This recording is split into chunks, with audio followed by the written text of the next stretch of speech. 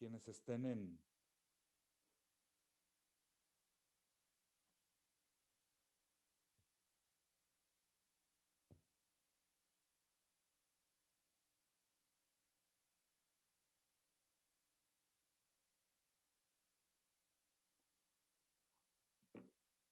¿Me escuchas, Javi, o quien esté allá en el Senado? Estamos en condiciones de iniciar.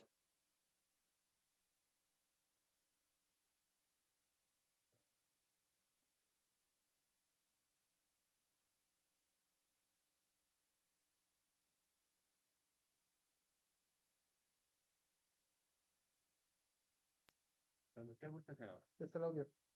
No. Sergio, ¿me escuchas? Ya la escucho, senadora. Perfecto. Buenísimo. No te quiero decir quién apagó el micrófono. No es cierto. Ya sé que Marisol siempre hace esas cosas. No se preocupe. No, su nombre empieza con J y termina con R. No, no es cierto. Bueno, empezamos a grabar, Marco, por favor. Recording in progress. Bienvenidas, compañeras y compañeros de La Fuente. Muchas gracias por acompañarnos en esta contramañanera de los lunes con la senadora Kenia López Rabadán. Iniciaremos con su presentación inicial y después las preguntas que nos han hecho llegar. Senadora, tiene usted la palabra. Muy buenos días. Gracias. Muchísimas gracias, querido Sergio. Buenos días a quienes nos acompañan de los medios de comunicación y a quienes nos siguen a través de las redes sociales del Senado de la República. Bienvenidos a este espacio plural que es el Senado de la República, la casa de la oposición, donde desmentimos todos los lunes al presidente de la República. La soberbia de este gobierno se desborda. La cónsul de México en Turquía, dentro de las arengas que se dan con motivo de nuestra celebración de independencia, hagan ustedes el favor. Gritó el nombre de López Obrador poniendo al nivel de nuestros héroes nacionales al presidente en turno. Una ciudadana la increpó y bueno, sin lugar a dudas, el problema es que esta ciudadana ha sido violentada terriblemente por la cónsul que debería de comportarse como una servidora pública. Es evidente que hay un problema real en esta definición del servicio público por parte de quienes forman parte de la Cuarta Transformación. Vamos a ver lo que dijo la cónsul en sus redes. Dice, querida Arturo, amanece en Estambul. Yo estoy abrazada por las palabras de gratitud, de amistad de muchas familias mexicanas que aplaudieron y gritaron vivas conmigo. Lo demás es una vulgar provocación. Fíjense lo que dijo una servidora pública de este gobierno, a la que le pagan con los impuestos de las y los mexicanos. Dice, lo demás es una vulgar provocación de una borracha. No hay espacio para medias tintas, como dices, abrazo grande. Es absolutamente reprochable lo que hizo la cónsul, que representa no a López Obrador, no a la Cuarta Transformación, no al partido en el gobierno, representa a las y los mexicanos en el extranjero. Por eso es que es necesario hoy, desde aquí, desde el Senado de la República, exigir su remoción.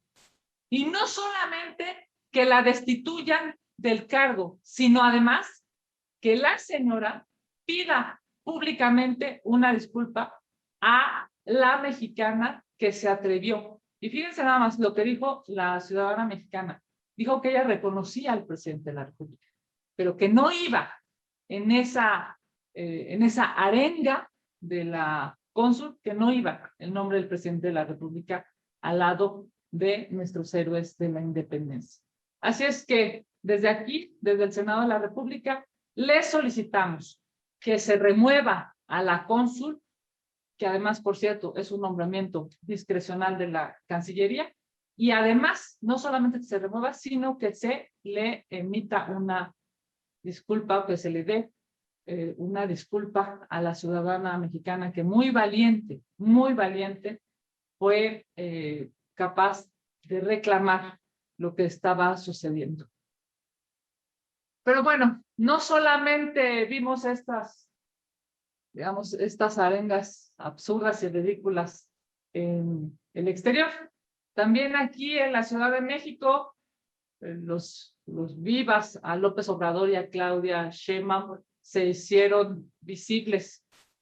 Lo hicieron las alcaldesas de Magdalena Contreras, quien por cierto perdió las elecciones y quizá con un grito fuera de lugar trata de quedar bien con sus jefes, aunque lamentablemente no con la ciudadanía. Por un lado fue la alcaldesa de Magdalena Contreras y por otro lado una arenga impresentable fue la de la alcaldesa en Iztapalapa, quien por cierto, déjenme decirles, en lugar de estar gritando vivas a AMLO o vivas a Claudia Sheinbaum, debería de gritar todos los días que faltan vacunas en Iztapalapa, porque ningún menor de 30 años, un solo iztapalapense, uno solo, no se ha vacunado de menos de 30 años. Ahí sí, señora alcaldesa, debería de gritar, pero debería de gritar para que haya vacunas. Al parecer en la Cuarta Transformación están aferrados en destruir nuestra historia y en hacer el ridículo con gritos que solo demuestran ignorancia y servilismo. Aunque sin duda lo más vergonzoso de la semana pasada fue la pleitesía con la que se trató al presidente de Cuba. Invitado de honor, hagan ustedes el favor, en el desfile del 16 de septiembre, pese a los reclamos de los ciudadanos cubanos.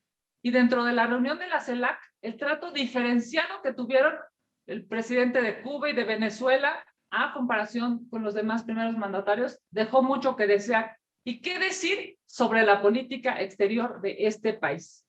Dentro de los acuerdos de la CELAC, uno de ellos fue crear un fondo para la lucha contra el cambio climático.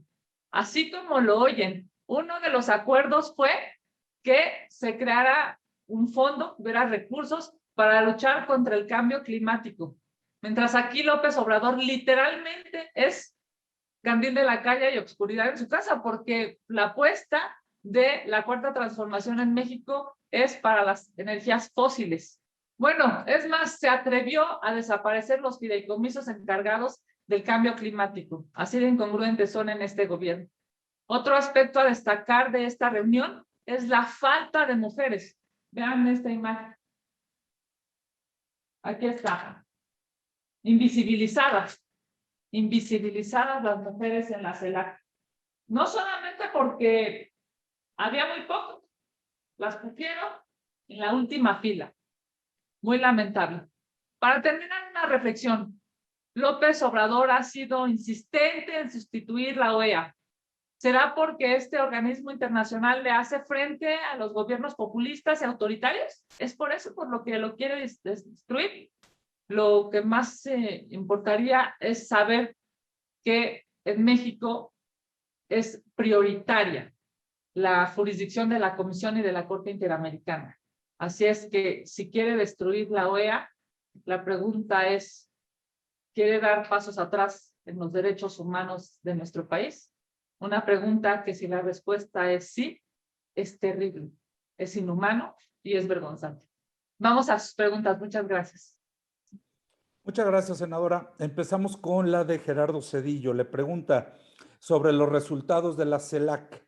Dice, ¿fue un revés para Andrés Manuel y los gobiernos de Venezuela, Cuba y Nicaragua? Bueno, sin duda, lo que pasó en la CELAC demuestra claramente una cosa, y es que los gobiernos autoritarios no pueden vivir siempre en su burbuja, que tienen que salir y que en el mundo les van a reprochar sus gobiernos en donde persiguen a la oposición, en donde encarcelan a la oposición, en donde las libertades son disminuidas, incluso aplastadas. Es terrible lo que se está viviendo en estos gobiernos autoritarios. Y ya esta semana se dio muestra de cómo se pueden levantar las voces de otros primeros mandatarios para reclamar. No se puede vivir en el oscurantismo de manera permanente. Qué bueno que hubo presidentes, primeros mandatarios que levantaron la voz, que reclamaron la violación de derechos humanos, que exige, por supuesto, que haya una priorización de las libertades en el planeta. En lo que está pasando en América Latina es muy preocupante. Y más preocupante aún que los inviten a una reunión como esta y que pues pareciera que los tratan con alfombra roja. Es terrible. Yo creo que el presidente de la República pues se llevó el chasco de su vida. Yo creo que nunca se imaginó que las noticias que repercutieran a propósito de la reunión que él convocó estuvieran basadas prioritariamente en pues el reclamo a la violación de derechos humanos, el reclamo a los gobiernos autoritarios, el reclamo a la falta de libertades. Qué bueno que el presidente de la República se dé cuenta que no es lo que el mundo merece, no es lo que América Latina merece y no es lo que, por cierto, aquí en México merecemos. Gracias, senadora. Víctor Mayén le pregunta, ¿ve usted repercusiones inmediatas con Estados Unidos por la visita de Díaz-Canel y Maduro a México, o el gobierno de Biden dejará pasar este desatino del presidente Andrés Manuel? Bueno, yo espero por el bien de México que no haya repercusiones. Es impresentable lo que pasó, es inentendible cómo el presidente López Obrador vive en un mundo paralelo. El reclamo, la exigencia de proteger los derechos fundamentales de las personas se hace cada vez más necesario, y que aquí se reciba con bombo y platillo y se les dé un trato que no debería ser en nuestro país, es muy lamentable. Ojalá y no haya repercusiones, ojalá y este desaguisado, este gran error no cause repercusiones negativas para los mexicanos. El presidente de la República se le olvida que es un primer mandatario y los errores que él tenga, ojalá y no repercutan en las y los mexicanos, porque no nos lo merecemos, no se lo merece un pueblo tan resiliente como es el nuestro. Acabamos de recordar el temblor, el sismo, el terremoto del 85, y hemos dicho de muchas formas, hemos dicho que los mexicanos somos resilientes, salimos adelante, pero ojalá y esto que pasó no repercuta en nuestro país, ni en nuestras relaciones diplomáticas ni comerciales con Estados Unidos. Gracias, senadora. Karina Aguilar le pregunta, el 44% de los jóvenes desaparecidos desde hace 7 años se ha registrado en la administración de López Obrador. ¿En qué está fallando el Estado que se necesita y qué se necesita hacer para combatir la desaparición de jóvenes? Bueno, sí, Karina, a ver, estamos hablando de 2 graves problemas. Primero, pues es claro que la política de abrazos no balazos no funciona. No está funcionando, no ha funcionado y no va a funcionar en nuestro país.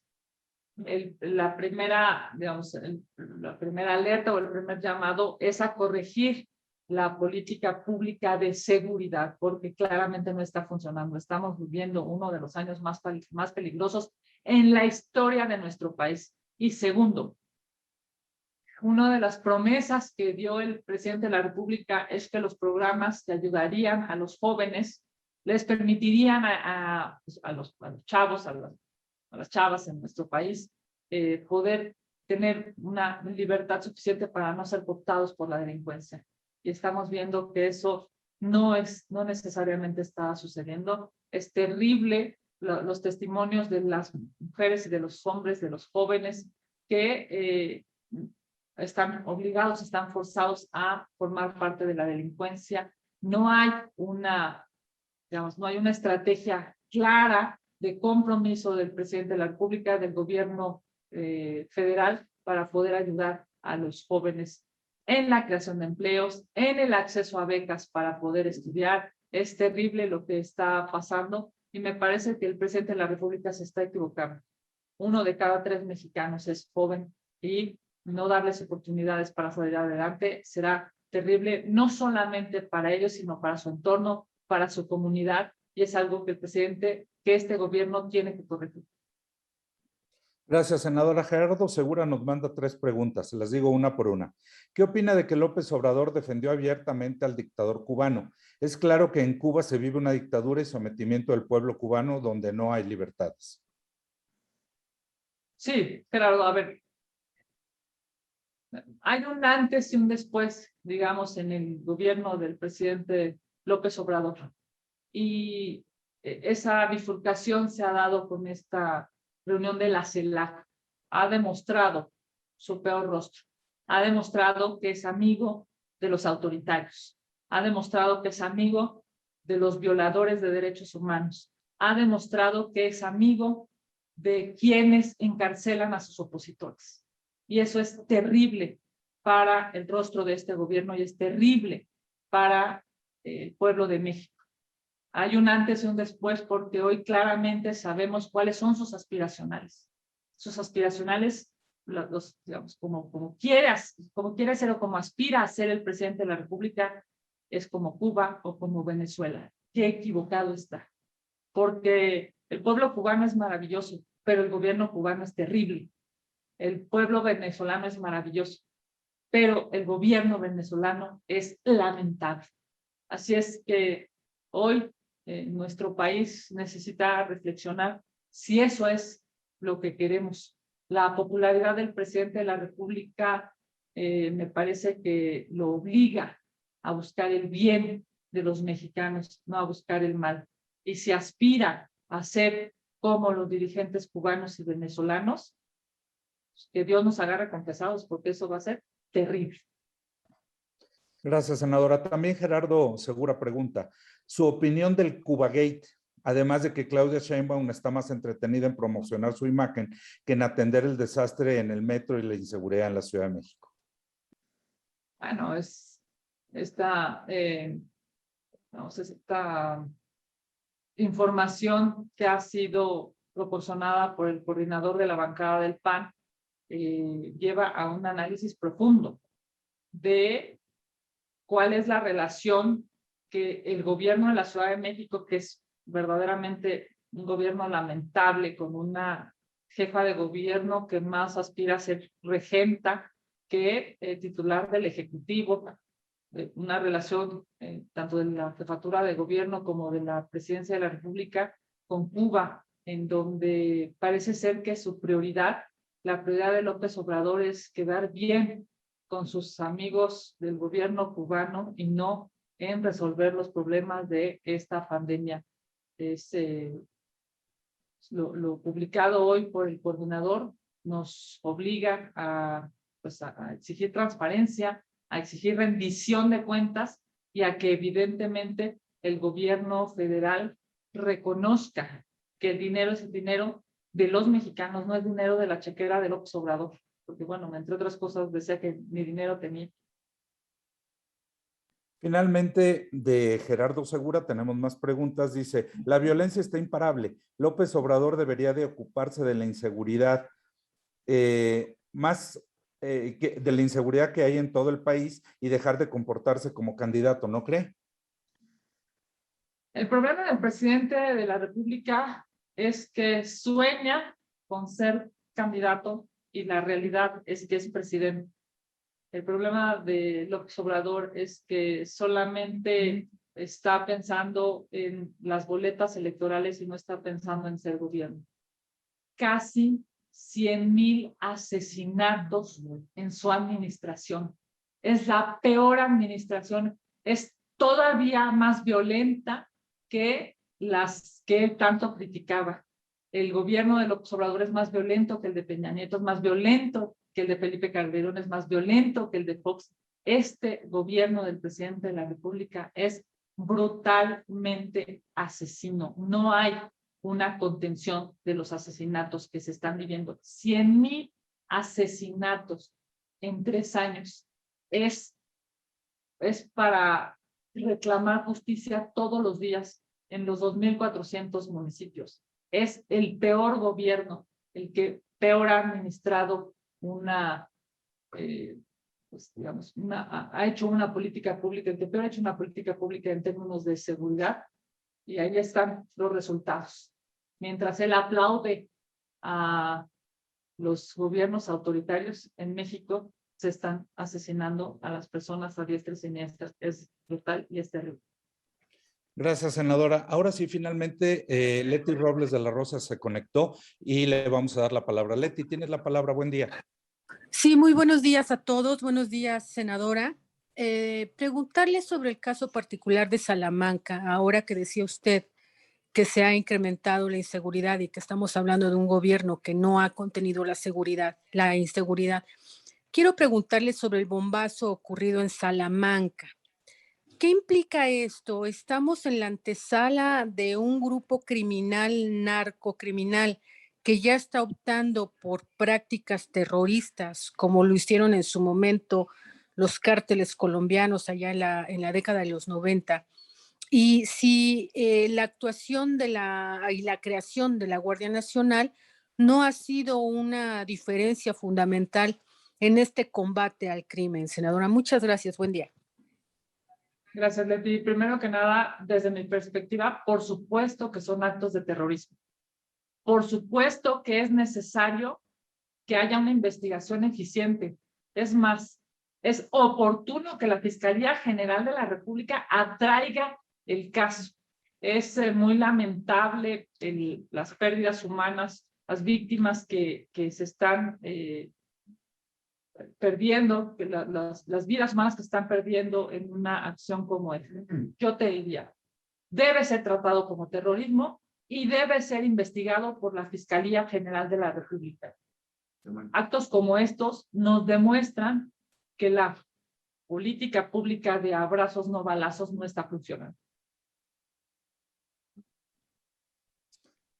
Pues si no tenemos más preguntas, senadora, agradecerle entonces su tiempo, agradecerles a las compañeras y a los compañeros de la Fuente y les estaríamos enviando los materiales en un momento. Muchas gracias. Muy bien, muchas gracias. Bonita semana para todos.